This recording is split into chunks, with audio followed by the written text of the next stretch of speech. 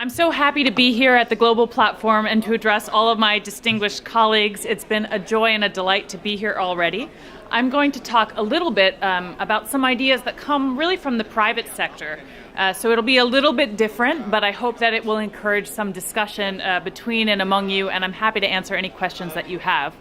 I am a member of the Arise group here. I've been involved since a little before Sendai, helping to build bridges between the public sector conversation and the private sector conversation, because we really are stronger when we collaborate and we work together. Why do I do this? I head Disaster Recovery Institute International. We're a nonprofit organization that trains and certifies business continuity professionals. We do this all over the world. We have over 15,000 certified professionals who currently reside in over 100 countries. We train in 50 of those countries. So we're really a platform for convening a conversation to build competency among professionals so that they can get together and discuss best practices and ideas and how to solve problems for dealing with a crisis when it occurs, to be more prepared for anything that might come their way. One of the ways that we do this is sometimes by surveying our professionals to ask them really what keeps them up at night. And this year, our survey came up with these top 10 risks. These are the biggest concerns that our professionals are worried about right now. Does anything stand out about this list to you? Don't all shout at once. It's a lot of technology. That's a little different than what we're talking about here when we talk about the Sendai framework, where so much of our conversation revolves around natural disasters. But increasingly in the private sector, the team that is charged with organizational resilience is not only dealing with natural disasters, but they deal with all kinds of other kinds of incidents, including cybersecurity incidents, acts of terrorism, pandemics, and any other type of issue that could go wrong.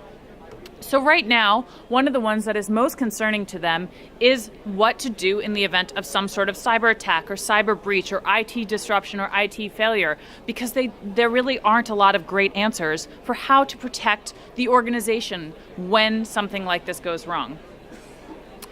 And we're seeing a lot of it. We're seeing a lot of it affect major organizations, global organizations, leaders, not just private sector, but also public. Here we have the U.S. Office of Personnel Management. And we're seeing these breaches are affecting millions and millions and millions of people globally. These breaches are happening regularly. They have a major impact on organizations' ability to continue to deliver whatever product or service it is that they're charged with delivering. And that becomes a really serious problem.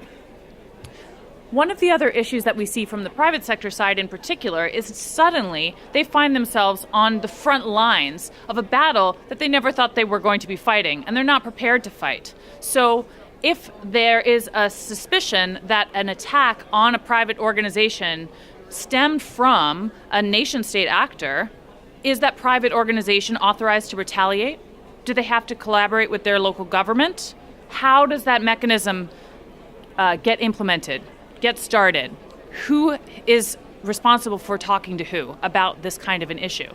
It's a really complex problem, and nobody exactly has the solution or the answer for how to deal with this. But everyone's trying to figure it out, and that's why, understandably, organizations are really concerned about it.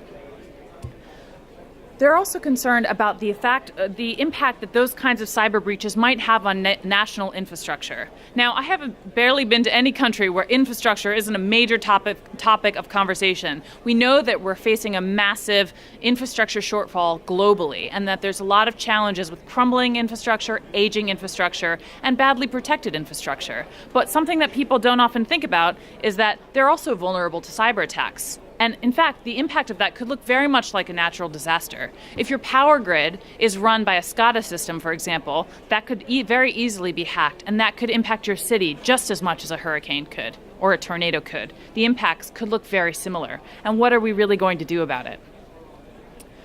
But one caveat to this report that I like to point out, because I find it particularly interesting, is that when we break it out by region, we see a little bit of a distinction. We see that North America, Europe, and rest of world are particularly concerned with the technology failure. A major IT disruption is their top risk. But Latin America and Asia, natural disasters. So it's very much a regional, it's impacted by what region you're from, what your top concern is.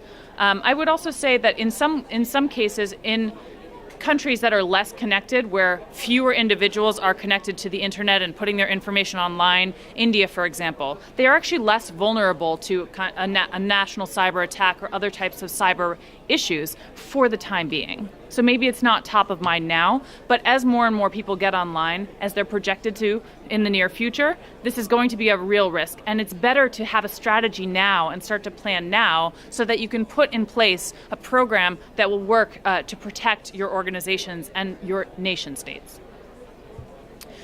Neither sector can do this alone. It's the same with natural disasters, right? A hurricane will sweep through a city. It doesn't know that that building is a government building and that building is a business, and then they're going to touch one and not the other.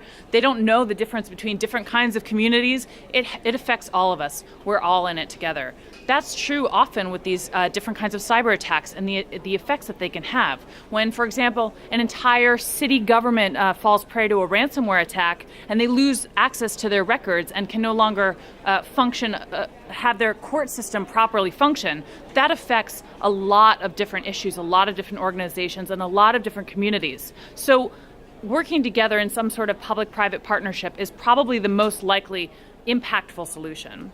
Regulation also is a very slow process, and this is a constantly evolving field that is going to evolve even faster and faster because the technology is changing every day.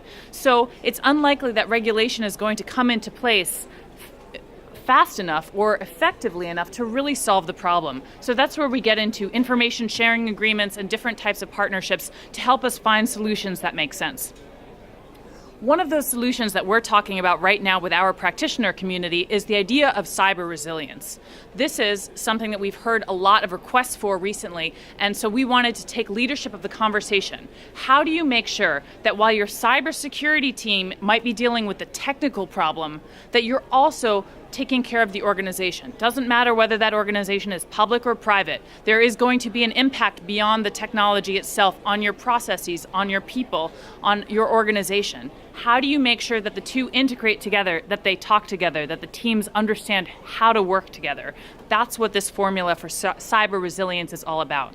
And right now, these two processes are quite siloed and are not so used to working together. So we're hoping to help them build a common language to be able to start having that conversation.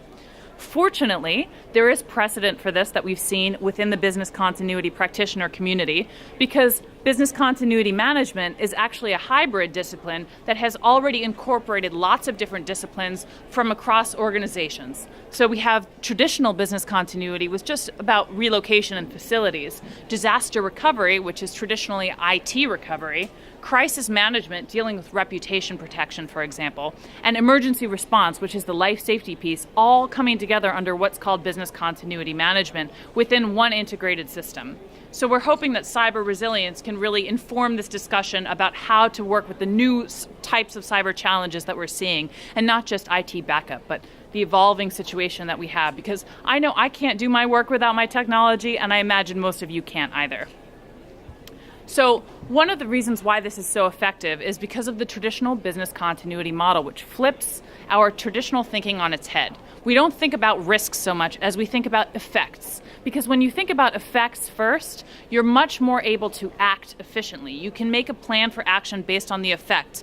Otherwise, we'll spend all the time in the world talking about the causes of them, which of course has its place as well. But to have an action-focused plan, it's easier to just think about categories of effects. And we really break them down into just 4. A facilities problem, something has happened to my operation. I can't access my building. My people can't access their building. What do we do about that? A business or operational problem, again, the cause could be very distinct. It could be a supply chain problem, it could be a transit strike, it could be a pandemic. It doesn't matter what it is, but there's something wrong with my process where it's not functioning. Do I have a workaround strategy for that? A technology problem. This is the one that is growing more and more as we see, especially as our organizations grow ever more reliant on technology. Or an organizational problem at a broader level, at a strategic level, an intellectual property issue, a merger and acquisition, an audit, something like that has gone wrong. So, to build an effective plan using just those effects makes it a lot simpler. you can actually build out a program with our how-to steps. This is available for free download on our website. And again, like I said, DRI is just the nonprofit convener for professional practitioners to get together and talk about what their best practices are. These practitioners are volunteers who come from the leading organizations, public and private, around the world to talk about how they do this practically on the ground in real time. And this document is the result of all of those efforts. So it's really worth a read as a pragmatic how-to guide. And it serves as the basis for all of our training and certification. I was on a capacity development panel this morning, and there was a lot of conversation about how to develop competencies around the Sendai framework and disaster risk reduction generally. And professional training and certification is an essential piece of that. That's what DRI has been doing since 1988, is training and certifying business continuity professionals. The certification piece is absolutely essential because that ensures that professionals will continue to come to events like this and learn more about what's happening in the field because they're forced to do that in order to maintain certification. And that's how you really reach a level of professionalization within a field. So we have our core area, which is business continuity, and then we have different specialty tracks, including public sector, because we know that the challenges for the public sector are quite distinct. And then cyber resilience is our newest, like I talked about.